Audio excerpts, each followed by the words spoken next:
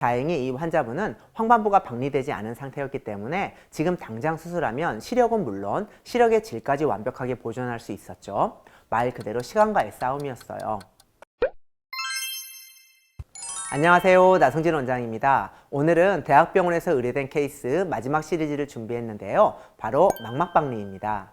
황반부 박리가 막 시작되던 아주 위급한 상황이었는데요. 시간을 다투는 상황에서 어떻게 시력을 지킬 수 있었는지 말씀드리도록 하겠습니다.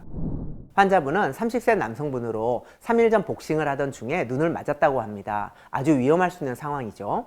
망막은 눈 속에 마치 카메라의 필름 같은 역할을 하는데 이 망막에 충격이 가해지면 찢어지거나 구멍이 생길 수 있고, 이를 통해 유리체액이 망막 아래로 들어가면 망막이 떨어질 수 있어요. 특히 근시가 있는 분들은 망막이 더 약하기 때문에 충격에 더 취약할 수 있죠. 환자분은 처음에는 별다른 증상이 없었는데 하루 전부터 갑자기 시야가 가려지기 시작했다고 해요. 망막박리가 진행되고 있다는 신호였죠. 여러 대학병원 응급실에 문의했지만 모두 언제 수술이 가능할지 모른다는 답변을 들으셨고, 결국 한 대학병원 응급실에서 저희 병원으로 의뢰를 해주셨는데요. 망막박리는 시간이 지체될수록 시력 회복이 어려워지는 질환이라 빠른 수술이 필요한 상황이었어요. 내원 당시 시력을 보시면 망막박리가 발생한 우한의 시력이 1.0인데요. 망막이 떨어졌는데 어떻게 이렇게 시력이 잘 나올 수 있을까요?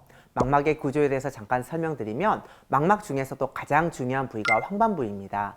그리고 이 황반부 한가운데 있는 중심 오목이라는 곳은 우리가 정면을 볼 때 사용하는 가장 중요한 부분이에요. 환자분은 황반부의 일부는 박리가 된 상태였지만 다행히도 가장 중요한 이 중심부는 아직 박리가 되지 않았어요. 이것이 바로 1.0의 시력이 유지되고 있는 이유였습니다. OCT 사진을 보시면 중심부는 아직 박리가 되지 않았지만 좀 더 위쪽을 찍어보면 망막이 들떠 있는 것을 볼 수 있죠. 망막 박리가 진행되고 있다는 거예요. 망막 박리에서는 시력 예후로 가장 중요하게 보는 게 황반부가 붙어 있는지 떨어져 있는지인데요. 황반부까지 박리가 진행된 후에도 수술이 가능하지만 이 경우에 시력 회복이 제한될 수 있거든요. 하지만 제가 여러 번 강조했듯이 황반부가 떨어졌을지라도 하루 이틀 내에 수술하면 대부분 1.0까지 회복할 수 있으니 망막 박리는 항상 응급수술이 필요합니다. 다행히 이 환자분은 황반부가 박리되지 않은 상태였기 때문에 지금 당장 수술하면 시력은 물론 시력의 질까지 완벽하게 보존할 수 있었죠. 말 그대로 시간과의 싸움이었어요. 망막박리 수술은 크게 3단계로 진행되는데요. 먼저 유리질 절제술을 통해서 망막을 당기는 힘을 제거하고요. 그 다음에 충전물을 주입해서 망막을 다시 붙입니다. 마지막으로 망막이 찢어진 부위나 구멍을 찾아 레이저 치료를 해요. 이때 사용하는 충전물은 공기, 가스, 실리콘 오일, 이렇게 3가지가 있는데요. 가스는 긴 시간 동안 망막을 지지해 줄 수 있지만 그만큼 자세 제한도 오래 해야 하고 비행기 탑승도 1달 이상 제한됩니다. 실리콘 오일은 황반 원공이 있거나 심한 망막박리에서 주로 사용하는데 추후 제거 수술이 필요하다는 단점이 있어요. 공기 주입은 적절한 케이스를 잘 선택한다면 가장 이상적인 방법인데요. 자세 제한은 3일이면 충분하고 비행기 탑승도 10일이면 가능합니다. 안압 상승 등의 부작용도 가장 적고요. 저는 대부분의 망막박리에서 공기를 사용하는데 이 환자분의 경우에도 공기만으로 충분할 것으로 판단했고 그렇게 진행했습니다. 수술 이틀 후 공기가 70% 정도 남아있는데요.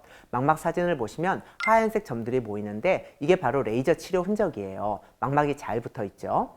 6일이 지났을 때 공기가 30% 정도 줄었어요. 공기는 하루에 10%씩 흡수되고 시야도 점점 더 선명해지죠. 10일이 되었을 때 공기가 완전히 다 흡수되었습니다. 더 이상 시야 가림이 전혀 없는 상태가 되었고 이때부터 비행기 탑승도 가능해졌어요. 수술 전 1.0이었던 시력이 계속 그대로 유지되고 있고요. 변시증이나 시력의 질 저하 같은 후유증도 전혀 없었습니다. 중심부가 박리되기 전에 수술했기 때문에 가능한 결과였죠. 망막 박리는 시간과의 싸움이라고 말씀드렸는데요. 현재와 같은 의료계 상황에서는 대학병원에서의 응급수술이 쉽지 않을 수 있습니다. 만약 대학병원에서 응급수술이 어렵다는 이야기를 들으시면 꼭 다른 병원을 알아보시기 바랍니다. 앞으로도 이런 응급 상황에 처한 환자분들을 위해 최선을 다해 도움을 드리도록 하겠습니다. 이것으로 대학병원에서 의뢰된 케이스 3부작을 마무리하도록 하겠습니다. 감사합니다.